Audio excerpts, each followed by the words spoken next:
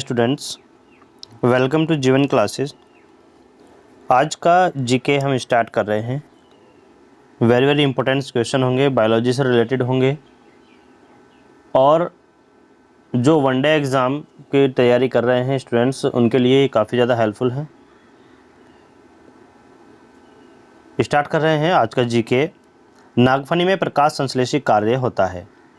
नागफनी में प्रकाश संश्लेषी कार्य होता है तो किसके कारण होता है, ये आपको बताना है। आपके पास ऑप्शन है पर्णकाय स्तंभ द्वारा, शलकंद द्वारा, धनकंद द्वारा या इनमें से कोई नहीं। तो दोस्तों आपको यह बताना होगा कि इसमें से प्रकाश संश्लेषी नागफनी में किसके द्वारा होता है। तो याद रखिएगा कि आपका ऑप्शन जो है ये पर्णकाय, जो फर्स्ट ऑप्शन दिया हुआ है ये आपका बिल्कुल सही ऑप्शन होगा। पर्णकाय स्तंभ द्वारा नागफनी में संश्लेषी कार्य होता है, जो प्रकाश संश्लेषी कार्य है। नेक्स्ट है, हल्दी के पौधे का खाने योग्य हिस्सा कौन सा होता है।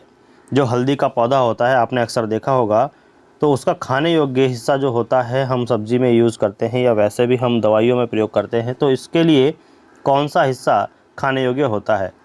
ऑप्शन है फल, प्रकंद, कंद या फिर जड़।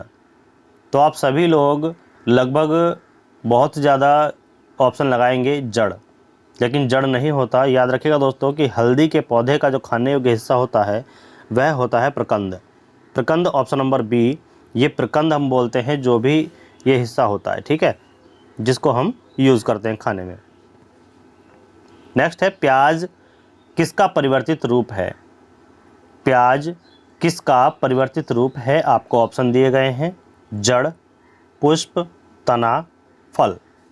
तो दोस्तों प्याज किसका परिवर्तित रूप है ये आपको बताना है।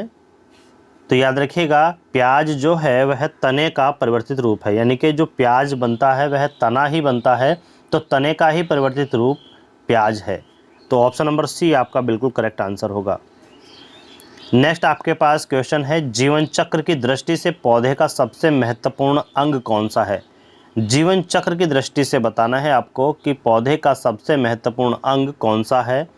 ऑप्शन है आपके पास तना, जड़, पुष्प, पत्ती। तो ये जीवन चक्र की बात कर रहा है, तो जीवन चक्र में सबसे ज़्यादा जो महत्वपूर्ण अंग है वह है पुष्प। पुष्प, क्योंकि पुष्प में बीज होते हैं और बीज से ही पौधा बनता है, तो जीवन चक्र के लिए पुष्प बहुत ज़रूरी है। तो ये ऑप्शन आपका सी सही हो जाएगा, पुष्प। नेक्स्ट आपके पास क्वेश्चन है, किस पौधे में बीज होता है लेकिन फल नहीं होता। देखिए एक ऐसा क्वेश्चन है कि बीज तो होता है उस पेड़ में लेकिन फल नहीं होता। बादाम, साइकस, मूंगफली या फिर ईख। तो आपको बता दें कि यहाँ पर जो ऑप्शन नंबर बी है साइकस, ये आपका ऐसा पौधा है जिसमें आपका बीज तो होता है लेकिन फल नहीं होता है। तो साइकस आपका सही आंसर हो जाएगा, ऑप्शन नंबर बी। नेक्स्ट है, अनिषेक जनन प्राय किसमें दिखाई देता है। अनिषेक जनन प्राय किसमें दिखाई देता है। ऑप्शन है आपके पास लीची में, अंगूर में, सभी तरह के फलों में या आम में। तो याद रखिए अनिषेक जनन जो दिखाई देता है वह दिखाई देता है आपका ऑप्शन नंबर बी है अंगूर में। अंगूर में आपका अनिषेक जनन होता है, इसको आप ध्यान रखिएगा। ऑप्शन नंबर बी आपका सही आंसर होगा। नेक्स्ट है, एक सत्य फल परिवर्धित होता है। सत्य फल परिवर्धित होता है। ऑप्शन है पुष्पासन से, दलों से, अंडाशय से या फिर इनमें से कोई नहीं। तो दोस्तों एक सत्य फल जो परिवर्तित होता है तो वह होता है आपका ऑप्शन नंबर सी, अंडाशय से। याद रखिएगा अंडाशय आपका सही आंसर होगा, ऑप्शन नंबर सी। चावल का दाना क्या है। चावल का दाना क्या है। एक बीज है, एक बीजीय फल है, या हम फल बोल सकते हैं, या इनमें से सभी। तो दोस्तों याद रखिएगा जो चावल का दाना होता है तो चावल का दाना एक बीजीय फल होता है, क्योंकि एक दाने से एक ही फल एक ही बीज बन सकता है, ठीक है। तो एक बीजीय फल चावल के दाने को हम बोलेंगे। ऑप्शन नंबर बी आपका सही आंसर है। नेक्स्ट आपके पास क्वेश्चन है, बीज किससे विकसित होता है? जो बीज है वह किससे विकसित होता है? ऑप्शन है आपके पास अंडाशय से, बीजांडों से, परागकोशों से, या फिर इनमें से कोई नहीं। तो दोस्तों आपको याद रखना है कि बीज जो विकसित होता है वह होता है बीजांडों से, ठीक है। बीजांडों से बीज विकसित होता है, तो इसका आंसर हो जाएगा बी ऑप्शन आपका करेक्ट है। वर्गीकरण की आधारीय इकाई है, वर्गीकरण की आधारीय इकाई है, ये आपको बताना है। तो वर्गीकरण की आधारीय इकाई क्या है? ऑप्शन है आपके पास कुल, स्पीसीज, वर्ग, ये सभी। तो याद रखिएगा, जो वर्गीकरण है उसकी आधारीय इकाई को यदि हम देखें तो वह कहलाती है स्पीसीज। तो वर्गीकरण की आधारीय इकाई क्या है? स्पीसीज है। ऑप्शन नंबर बी आपका सही आंसर होगा। बैंगन किस कुल का पौधा है? ये बैंगन एक सब्जी है, तो आपको बताना है कि बैंगन किस कुल का पौधा है। सोलेनेसी, कंपोजिटी, मालवेसी, या इनमें से कोई नहीं। तो बैंगन जो है वह सोलेनेसी कुल का पौधा है। सोलेनेसी याद रखिएगा, बैंगन सोलेनेसी कुल का पौधा है। ऑप्शन नंबर ए आपका करेक्ट आंसर होगा। दलहन पौधे संबंधित है, दलहन पौधे संबंधित है। ऑप्शन है क्रूसीफेरी, सोलेनेसी, लेग्यूमिनेसी, या फिर ग्रेमिनी। तो दोस्तों दलहन पौधे जो होते हैं वह किस कुल में आते हैं? तो दलहन पौधे आपके आते हैं, याद रखिएगा, लेग्यूमिनोसी में, ठीक है। ये लेग्यूमिनेसी है, कभी कभी आपको लेग्यूमिनोसी भी लिखा हुआ मिलेगा, तो आप इसको याद रखिएगा। दलहन पौधे लेग्यूमिनेसी कुल से संबंधित होते हैं। ऑप्शन नंबर सी आपका करेक्ट है।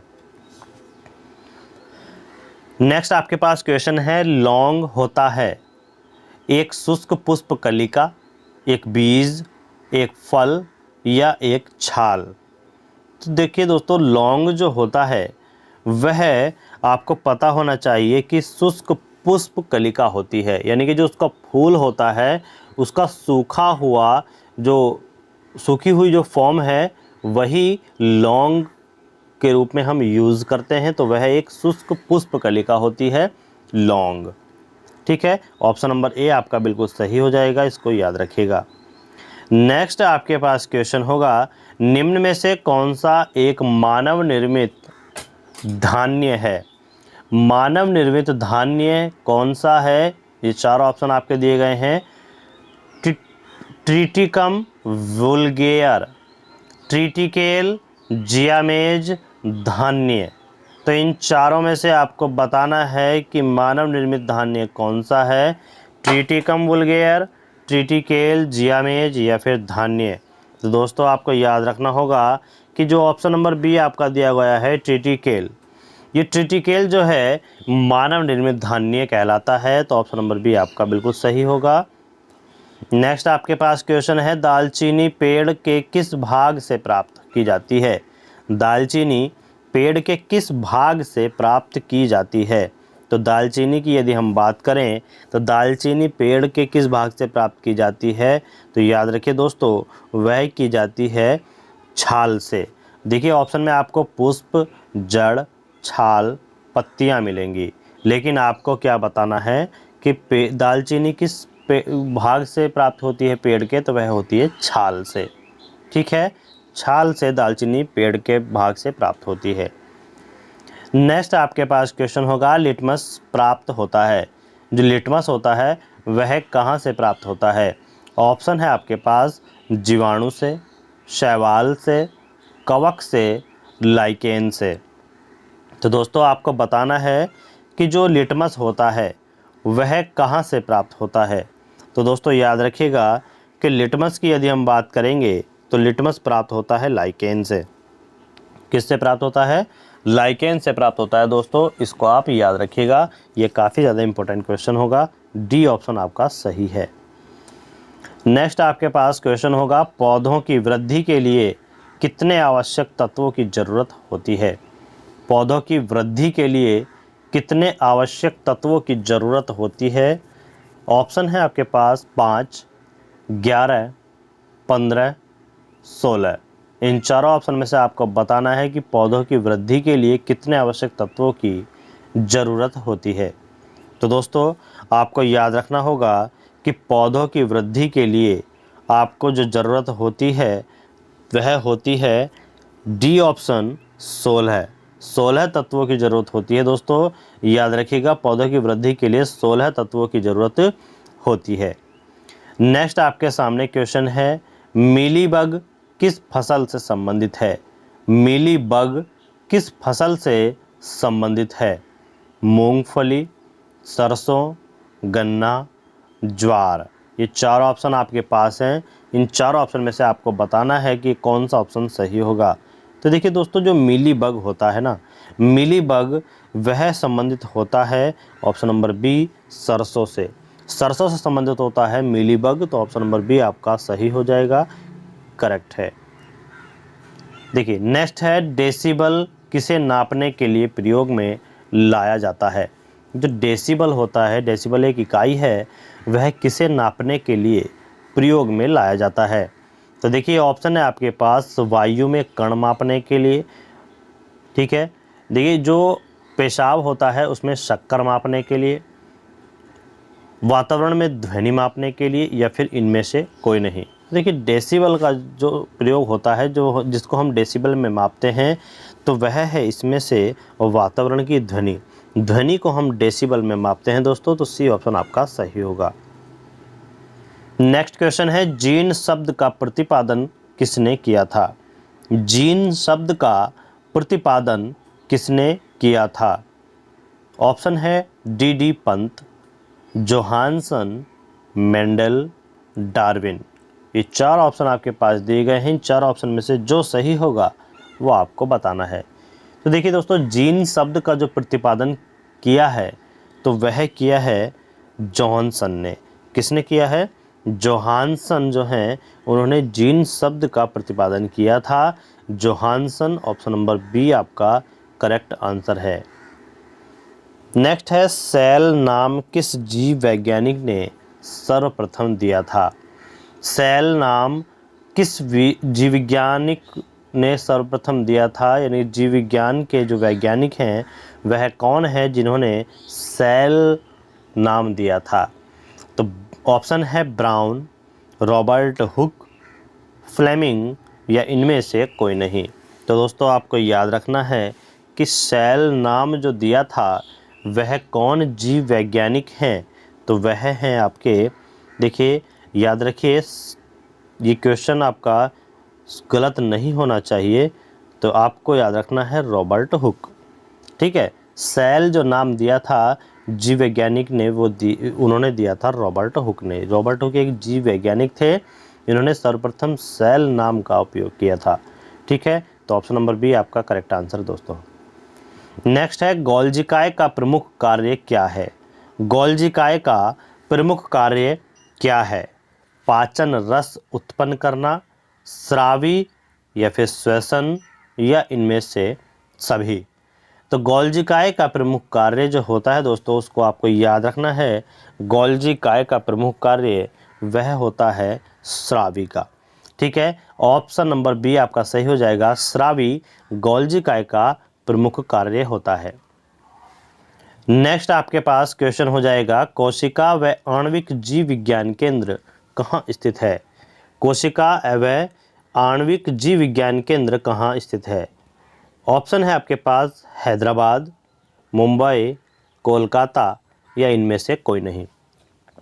आपको बताना है कि ऑप्शन आपका सही कौन सा होगा, गलत नहीं करना है दोस्तों।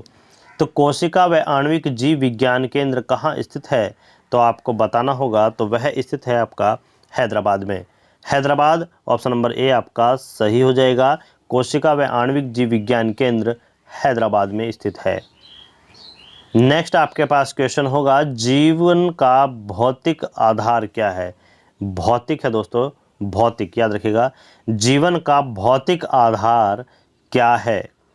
ऑप्शन है कोशिका, केंद्रक, भोजन, प्रोटोप्लाज्म। तो जीवन का जो भौतिक आधार है दोस्तों वह है option number D, protoplasm. Protoplasm जीवन का भौतिक आधार माना जाता है दोस्तों। प्रोटोप्लाज्म याद रखिएगा, ऑप्शन नंबर डी सही हो जाएगा। नेक्स्ट आपके सामने क्वेश्चन है, भारत का पहला राष्ट्रपति कौन है? भारत का पहला राष्ट्रपति कौन था ये बताना है आपको। ऑप्शन है पंडित जवाहरलाल नेहरू, डॉक्टर सर्वपल्ली राधाकृष्णन, डॉक्टर राजेंद्र प्रसाद या इनमें से कोई नहीं। तो दोस्तों आपको याद रखना है, यह क्वेश्चन यूपीएससी तक पहुंच चुका है। तो भारत का पहला राष्ट्रपति कौन है? तो वह है doctor Rajendra Prasad. Option number C आपका सही आंसर है दोस्तों, ऑप्शन नंबर सी। आगे की नेक्स्ट वीडियो में हम बात करेंगे ऐसे ही यूपीएससी क्वेश्चन के लिए, तो वह वीडियो देखना ना भूलें। जो स्टूडेंट्स हमारे चैनल पर नए हैं वो चैनल को सब्सक्राइब करके बेल आइकन को प्रेस ज़रूर कर लें, जैसे कि आपके इस चैनल पर न्यू वीडियो डाली जाएगी आपके पास नोटिफिकेशन पहुंच जाएगा। ठीक है, तो वीडियो को लाइक शेयर कर दीजिएगा, जिससे कि और भी स्टूडेंट्स हमारे साथ जुड़ सकें, हमारे यूट्यूब फैमिली का हिस्सा बन सकें। Thank you, thanks for watching. Next video UPSC level के क्वेश्चन होंगे, उसको ज़रूर देखिएगा।